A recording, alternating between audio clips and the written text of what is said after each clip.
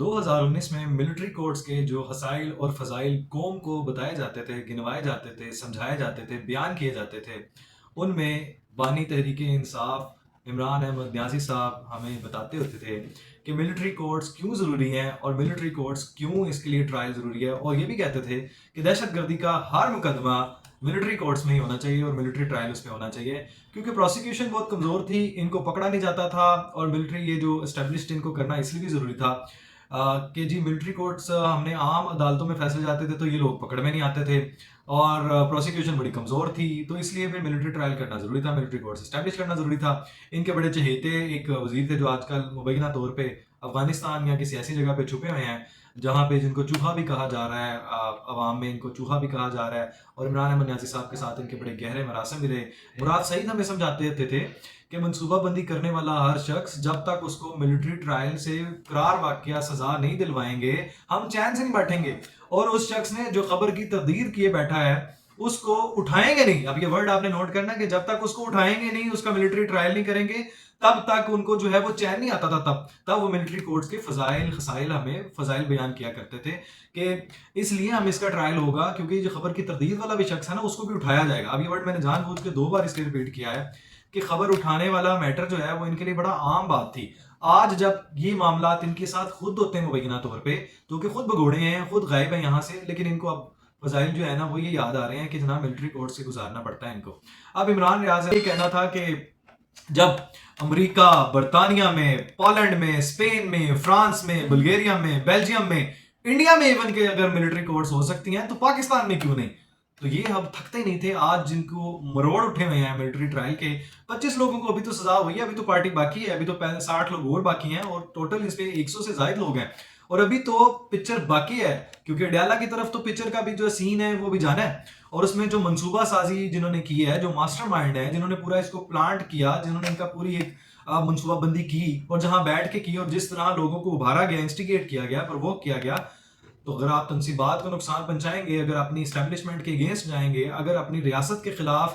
زہر اگلیں گے، نفرت کا بیج بوئیں گے، تو آپ کا وہی حال ہوگا جو آپ نے ہمیں 2019 سے سبق پڑھایا ہوا ہے، جو آپ ہمیں فضائل بیان کرتے تھے۔ آج جو مروڑ اٹھ رہے ہیں وہ اس لیے کہ میٹھا میٹھا ہڑپ پڑپ کڑوا کڑوا تھو تھو، تو تب اگر جائز تھا تو آج بھی جائز ہے، تب اگر حلال تھی تو آج بھی جائز ہے، آج بھی حلال ہے۔ دوسری طرف جو وزیر اعظم پاکستان نے جو آرمی کا ایک، میں تو یہی کہوں گا کہ جو chief of army staff general Syed Hafiz Asim Munir صاحب نے، جو آپ کو یاد ہوگا 5 جولائی کو ایک تقریر کا D G I S P R نے فوراً جو ایک صحافی کو انٹرویو دیا تھا، اس میں بولا تھا، یہ چیف آف آرمی سٹاف کی ایک لینگویج ہے کہ ہم امریکہ کو بھی اس کے لیے بھی ایک ریڈ لائن جو ہے نا وہ کراس کھینچنا ہوگا، اور وہ ایک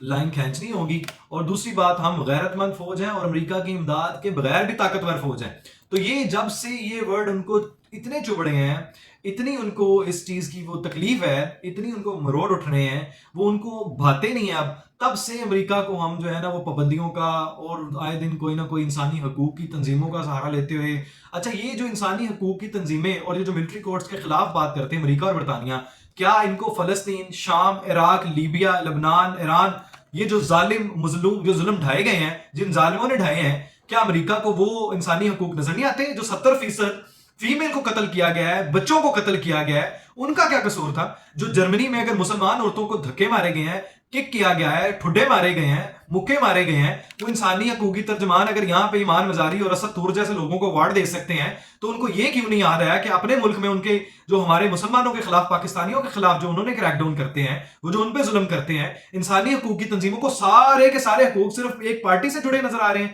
صرف سارے کے سارے حقوق جو ہیں وہ پاکستان میں ساری بدامنی ہے، پاکستان میں صرف سارے جو ہیں وہ ظلم ڈھائے جا رہے ہیں، اور یہ جو جس تحریک کے تحت یہ جو ساری کارروائیاں کرتے ہیں اور جن کے ایجنڈے پہ یہ کام کرتے ہیں اور اسرائیل کے سارے موضوع پہ بحث کرتے ہیں یہ، اور جو فنڈنگ ان کو غیر قانونی آتی ہے، پہلے تو ان سے فورن فنڈنگ کا حساب لیا جائے، جو ممنوعہ فنڈنگ کا نام دیا گیا تھا، تو وہ فورن فنڈنگ تھی، جو اسرائیل جیسے ممالک سے، انڈیا جیسے ممالک سے انہوں نے جو وہ پیسہ کھایا ہے، کس ایجنڈے کے تحت کھایا ہے؟ اور یہ خان صاحب کا اور یہ رچرڈ گرنیل کا کیا رشتہ ہے؟ یہ جو گرنیل ہے، رچرڈ گرنیل، اور یہ جو اکاؤنٹ آپریٹ ہو رہے ہیں جبران الیاس، یہ جو معاملہ ہے یہ سارے کہاں سے آپریٹ ہوتے ہیں؟ اگر اتنے ہی زیادہ یہ حب الوطنی جاگ چکی ہے تو پہلے آ کے قوم سے معافی مانگے. اور یہ جو 9 مئی کیا 26 نومبر کیا اس پہ آپ کو ذرا سی بھی شرم غیرت ہے؟ ملٹری کورٹس کو اگر آپ ہٹ کریں گے, ملٹری اگر ان کی تنصیبات کو ہٹ کریں گے, اگر پاک فوج کے خلاف جائیں گے, بھونکیں گے, اپنے ملک کا امیج مسخ کریں گے, تو آپ کو کیا لگتا ہے آپ کو پھولوں کے ہار چڑھائے جائیں گے؟ پاکستان آرمی ہے تو آپ ایگزسٹ کرتے ہیں. جو آپ فضائل ہمیں پہلے پڑھاتے تھے, جو جنرل باجوہ صاحب کے آپ ہمیں فضائل سمجھاتے تھے, سکھاتے تھے کہ اس جیسا جرنیل اللہ تعالیٰ نے نہیں ہمیں دیا آج تک, اور اس جیسا جناب ڈیموکریٹ پرسنل اور اتنا زیادہ ساتھ دینے والا انہوں نے ہمارا کہاں کہاں ساتھ نہیں دیا. تو اگر آپ کو تب اگر بیٹھ کے انجوائے کرنا یاد تھا, تب آپ کو پریولیجز رائٹ یاد تھے, تو آج آپ کو کیوں نہیں یاد؟ آج آپ کو اتنی تکلیف کیوں ہو رہی ہے؟ سلمان اکرم راجہ صاحب, اگر آپ کو آپ کہہ رہے ہیں کہ پارٹی نہیں مانے گی, نہ ہم اس پہ پیش ہوں گے کہ جی ہم ان کو وہ تھوڑا سا بھی اس میں حجم کیوں کریٹ کریں, ہم ان کو اتنی سی بھی کیوں وہ کوشن کریٹ کریں,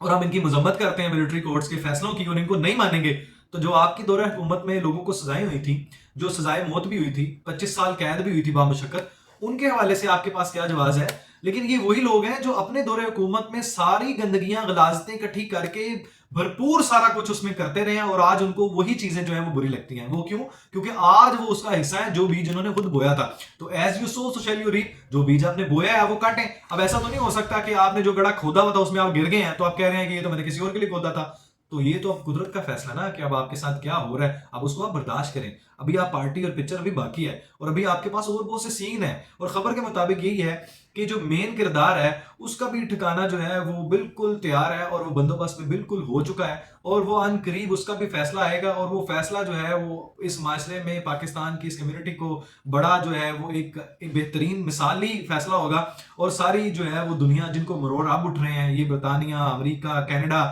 جو یہ اس چیزوں کی مذمت کرتے ہیں, پہلے آپ تو ٹک ٹاک سے سٹارٹ ہو جائیں. اپنے ملکوں میں تو آپ نے بین کیا ہوا ہے, ہمارے ہاں تو اس کا بھی بازار آپ نے گرم کیا ہوا ہے, اور آپ کا تو ایک ہی ایجنڈا ہے جو اسرائیلی ایجنڈا ہے. یہاں آپ کے ایجنڈے ہیں, ہماری قوم کو آپ لگا دیں اس گندگی پہ, گند پہ, اور خود جو ہے آپ وہ اے آئی پہ, سافٹ ویئر پہ, ڈیولپمنٹ پہ, گروتھ پہ آپ جو ہے اسٹار لنک لے کے چلیں. آپ ہمیں جو ہے وہ نوجوانوں کو انجینئرنگ پہ نہ آنے دیں, ہمیں انجن نہ بنانے دیں, ہمیں جو ہے وہ بہتری کی طرف نہ جانے دیں, اکانومی کو بہتر کرنے کے لیے جو اپنا رول ہے وہ ادا نہ کرنے دیں. بس ہمیں جو ہے نا اس گند میں آپ جو ہے نا وہ الجھائے رکھیں تاکہ آپ کے جو وہ ٹارگٹس ہیں وہ اچیو ہوتے رہیں. تو ایسا ہرگز نہیں ہونا. پاک آرمی مضبوط آرمی ہے, اور دنیا کی سب سے مضبوط آرمی میں سے ہے, اور ہم اپنا دفاع کرنا چاہتے ہیں. یہاں پہ وزیر اعظم کا ایک جملہ یاد آ گیا جو شہباز شریف صاحب نے کہا ہے,